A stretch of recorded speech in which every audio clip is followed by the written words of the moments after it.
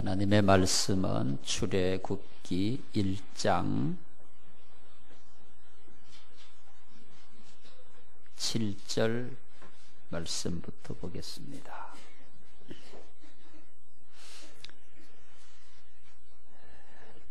출애굽기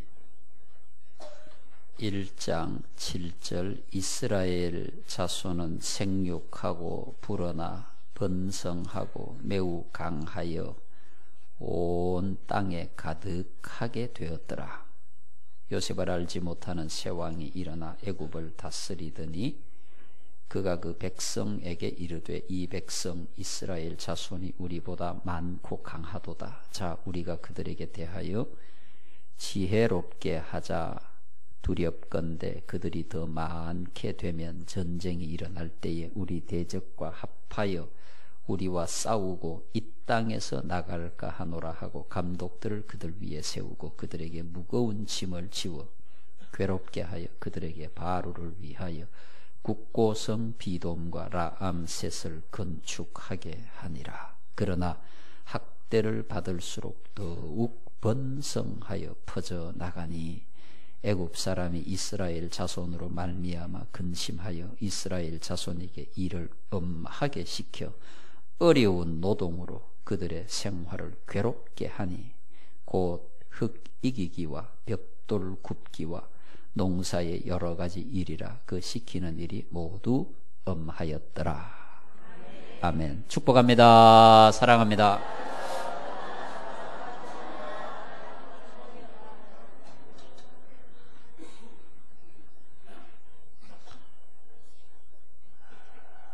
여러분 새해에 건강하시고, 예, 아멘 하신 분만, 네.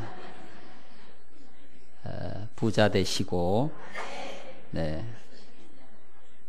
성숙한 믿음 될 수 있기를 바랍니다. 새 시대를 위한 준비는 어떻게 이루어질까요? 오늘 본문에 보면 하나님께서 진행하시는 새 시대의 과정이 기록이 되어 있습니다. 7절에 보니까 이스라엘 자손은 생육하고 불어나 번성하고 매우 강하여 온 땅에 가득하게 되었더라. 이 말씀을 통해서 보면 부족함이 없습니다. 여기 말씀이 있는 대로 이스라엘 자손이 생육하고 불어나고 번성하고 매우 강하여 온 땅에 가득하게 되었다면 이걸로 족한 겁니다. 그런데 하나님께서는 새로운 역사를 시작하시기를 원하고 계십니다. 이스라엘 백성이 강하고 번성하고 매우 생육하고 가득하게 되었다고 하더라도 그 땅은 이스라엘 민족이 살 땅이 아니라는 거죠. 거기서 살았으면 좋겠는데 400년 동안 살아왔으니 정착하지 않았겠습니까? 400년 동안 살아왔으니 모든 게 익숙해졌겠죠. 먹는 음식이나 문화나 다 익숙해져서 내 땅처럼 이스라엘 백성들은 잘 살고 있었는데 하나님은 이스라엘 민족이 그 땅에 살아야 하는 백성이 아니기 때문에 그들에게 새로운 역사를 시작하시기를 원하고 계셨습니다. 그 땅에 살았으면 좋았을 텐데, 머물러 있었으면 좋았을 텐데, 부족함이 없는데, 자리 잡고 다 잘 살고 있는데 왜 하나님은 새로운 역사를 시작하려고 하셨을까? 그 땅이 하나님이 약속하신 땅이 아니라는 겁니다. 하나님께서 주신 기업이 아니라는 겁니다. 그 땅은 애굽 땅이고 애굽 사람들이 사는 땅입니다. 이제 그 땅의 삶의 종지부를 찍고 새로운 땅으로 나아가는 겁니다. 새 시대를 위한 하나님의 준비가 어떻게 이루어질 것일까?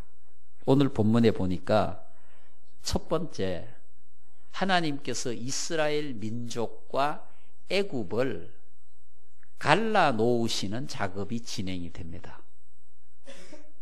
정들고 살던 땅, 정 붙여서 살던 그 사람들, 거기에 익숙해져 있는 이스라엘 민족을 애굽으로부터 떼어놓는 작업을 하나님이 진행하시는 겁니다. 새로운 역사를 위해서. 여러분, 과거의 뿌리를 내리고 살고 있으면 새로운 역사로 나아갈 수가 없습니다. 이스라엘 백성들이 애굽에 있는 동안에는 새 역사가 없다 이 말입니다. 이스라엘 민족이 애굽에 머물러 있는 동안에는 새로운 역사가 시작이 될 수 없다는 말입니다. 여러분, 오늘 우리가 세상의 뿌리를 내리고 살면서 그리스도 안에서 새 역사를 시작할 수 있습니까? 세상의 뿌리를 내리고 살면서 하나님과 더불어 새로운 삶을 시작할 수 있습니까? 없습니다. 그래서 하나님께서는 이스라엘 백성들을 애굽으로부터 떼어놓는 과정을 시작하셨다. 여러분, 오늘 본문에 보면 이스라엘을 괴롭히는 역사가 시작이 됩니다. 감독들을 그들 위에 세우고 무거운 짐을 지워 괴롭게 하고 벽돌 굽기와 흙 이기기와 농사의 여러 가지 일을 시켰다. 근데 여러분, 2장에 넘어가면 하나님께서 그들에게 더 큰 고통을 줍니다.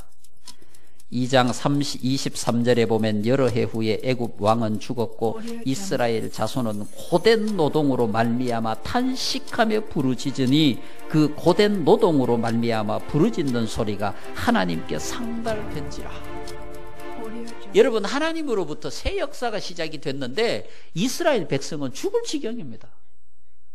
차라리 하나님 그냥 뒀으면은 우리가 그냥 평안히 잘 살 텐데 문제없이. 비록 애굽 사람들에게 종살이는 하지만 잘 먹고 편하게 잘 사는데 왜 하나님 우리에게 이 고통의 절망의 상황들을 주셔서 이처럼 고생을 하게 하십니까? 라고 하는 마음이 저절로 들 만큼 이스라엘 민족에게 있어서 엄청난 그런 절망의 시간들이 계속이 됩니다. 근데 이것이 하나님께서 이스라엘 백성들을 애굽에서 떼어내어서 하나님이 약속하신 땅으로 보내는 첫 단계라고 합니다. 그 새로운 시작을 위해서, 새 시대를 위해서 하나님은 이스라엘 백성들을 과거로부터 단절시키셨다. 여러분, 오늘 우리가 하나님과 새 역사를 시작하려고 하면 세상에 발 담고 있는 우리의 모든 과거가 끊어져야 됩니다. 할렐루야. 거기에 뿌리를 내리고 있으면서 그 속에 몸담고 있으면서 새로운 하나님의 역사를 시작할 수가 없는 거예요. 하나님의 새로운 역사는 하나님과 새로운 관계 속에서 시작이 되는 거예요. 하나님께서 우리를 통하여 이루시는 새로운 역사는 새로운 가치가 우리 안에 있어야 되고, 새로운 생명이 우리 안에 있어야 되고, 새로운 진리가 우리 안에 있어야 되고, 새로운 삶의 목표가 우리 안에 있어야 가능한 일입니다. 세상에 여전히 몸담고 있으면서 안 돼요. 세상과 단절하고 끊고 하나님과 새로운 연결 관계를 통해서 나아갈 때 하나님께서 우리를 주의 은혜로 이끄실 줄로 믿습니다. 오늘 본문이 그걸 말씀하고 있는 거죠. 왜 하나님께서 이스라엘 백성들을 이렇게 고통과 절망 속에 두셨을까? 여러분, 하나님의 능력이 없으십니까? 그냥 데리고 나가실 수도 있습니다. 여러분, 그런데 하나님께서 이스라엘 백성들을 편안히 데리고 나가면은 그들이 하나님께서 주신 약속의 땅을 가면서 힘들고 어려운 과정을 만나면, 약속의 땅에 가서 하나님의 일을 이루는데 절망과 고통 가운데 빠지면 그들은 분명히 애굽을 그리워할 것입니다. 애굽으로 돌아가기를 원하실 것입니다. 그래서 하나님께서는 이스라엘 백성들에게 다시는 애굽을 기억하지 못하도록 그들에게 큰 고통을 주셨고, 홍해를 건너 광야를 돌아 하나님의 약속한 땅에 이스라엘 백성들을 하나님이 데리고 가신 겁니다. 절대 과거를 그리워하지 마라. 여러분, 우리의 세상에서의 삶이 아무리 아름답고 풍요하다 할지라도 거기에 우리의 소망이 있는 게 아닙니다. 거기에 우리의 생명이 있는 게 아닙니다. 우리의 생명은, 우리의 소망은 오직 하나님 앞에 있습니다. 예수 그리스도를 통해서 가능한 거예요. 그것이 우리의 새 시대를 위한 준비입니다. 여러분, 새 시대를 위해서 우리가 뭘 준비해야 할까요? 새 시대를 위해서 우리가 준비를 해야 될 게 무엇일까요? 우리 안에 무엇이 있을 때 새로운 시대를 살아갈 수가 있을까요? 그것은 오직 하나님 외에는, 예수 그리스도 외에는, 성령 외에는 우리를 이끌 자가 없습니다. 오직 성령과 함께, 예수 그리스도와 함께 갈 때 우리의 새로운 시대가 열려지리라고 믿습니다. 두 번째, 하나님께서 이스라엘 백성들에게 요구하신 게 뭡니까? 기도하는 겁니다. 새로운 시대를 위해서.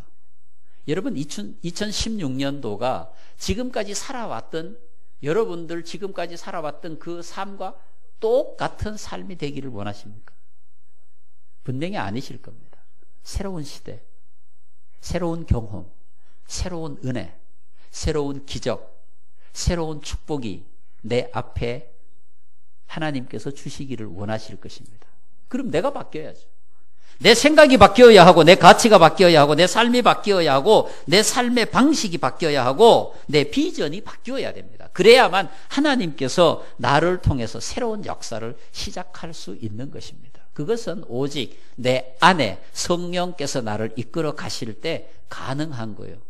그 새로운 시대의 준비는 기도하는 겁니다. 기도. 왜 기도가 필요합니까? 기도를 통해서 하나님과 우리의 관계가 새롭게 형성이 되는 겁니다. 하나님이 나에게 말씀하시는 게 뭔지 비로소 알게 되는 거예요. 기도를 통해서. 기도할 때 내가 바로 세워지고, 기도할 때 하나님의 뜻을 알고, 기도할 때 하나님께서 원하시는 방향으로 나아갈 수 있는 겁니다. 믿음으로 나아가는데 그 믿음이 하나님과의 기도를 통해서 내 안에 하나님의 선물로 주어지게 되는 것입니다. 할렐루야. 우리나라도 굉장히 중요한 시점에 서 있습니다. 새로운 시대로 가야 합니다. 그죠? 맨날 새 정치 얘기하지만 새로운 정치는 기대할 게 없습니다. 새로운 사회, 사람이 만들어가는 사회, 새로운 사회가 기대할 게 없습니다. 새로운 경제, 사람이 만드는 것에 기대할 게 없습니다. 그럼 우리는 절망이냐? 아닙니다. 왜 그렇습니까? 사람이 만들어가는 것은 새로운 것이 없지만, 소망을 줄 수 있는 것이 없지만, 새로운 시대의 주인공 되시는 예수 그리스도가 우리를 이끌어 가신다면, 하나님께서 우리를 이끌어 가신다면 거기엔 새로운 역사가 분명히 있습니다. 여러분, 이스라엘 백성들이 배불리 먹고 편안히 살던 애굽에 그 이상은 없을 거라고 생각했던 그들에게 하나님께서 주신 은혜가 어떤 것입니까? 홍해를 건너고 광야의 40년 생활을 마치고 그들이 당도한 가나안 땅은 그들이 지금까지 경험하지 못했던 하나님의 은혜가 풍성하게 쏟아지는 그런 땅이었습니다. 그런 삶이었습니다. 자유함이 있는 하나님의 축복을 경험하는 그런 삶이 그들에게 기다리고 있었던 것입니다. 여러분, 오늘 우리가 기대하는 것도 바로 그런 삶입니다. 하나님께서 우리에게 주시는 새로운 시대를 위한 준비는 400년을 마치고 생명의 땅으로 그들이 출발한 것처럼 우리의 과거를 단절하고 하나님이 주시는 새로운 역사를 위해서 나아가는 것입니다. 그것이 새로운 시대를 위한 준비인 줄로 믿습니다. 애굽을 단절하고 기도하고, 세 번째, 믿음으로 행동하는 것입니다. 오늘 우리에게 필요한 것이죠. 여러분, 이스라엘 백성들이 40년 광야 생활을 마치고 요단강을 건너야 이제 비로소 하나님이 약속하신 땅에 당도합니다. 모세가 죽었습니다. 지금까지 40년 동안 자기들을 인도해왔던 지도자가 죽었습니다. 여호수아가 뒤를 이었지만 여호수아는 모세와 같은 그런 리더십을 가지고 있는 사람이 아니었습니다. 스스로도 불안했고 걱정했고 근심했습니다. 그때 하나님께서 여호수아에게 말씀하셨습니다. 두려워하지 말라. 담대하라. 내가 모세와 함께 있던 것처럼 너와도 함께 할 것이니라.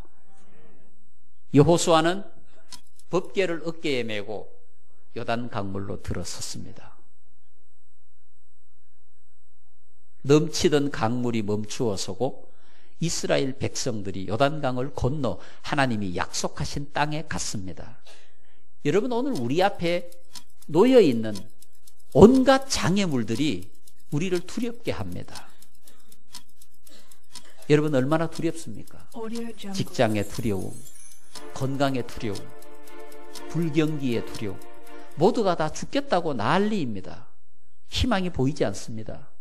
그런데 여러분, 여호수아가 이스라엘 백성과 더불어 법궤를 어깨에 메고 요단 강물에 들어섰을 때 그 강물이 갈라지고 하나님이 약속하신 땅에 당도할 수 있었던 것처럼 우리도 믿음으로 나아가면 두려움도 불경기도 건강도 형통하여 하나님의 땅에 당도하게 우리를 이끄실 줄로 믿습니다. 믿음으로 행동하는 것입니다. 나는 부족하지만 하나님은 부족하지 않습니다. 나는 가난하지만 하나님은 가난하지 않습니다. 나에게 능력이 없지 하나님에게 능력이 없는 것이 아닙니다.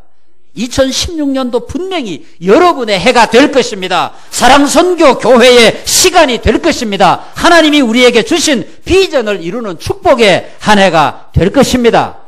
그렇게 이루기 위해서는 과거를 단절하고 하나님 앞에 열정적으로 기도하고 믿음으로 행동해야 합니다. 하나님께서 우리를 통하여 위대한 역사를 이루시리라고 믿습니다. 기도하겠습니다.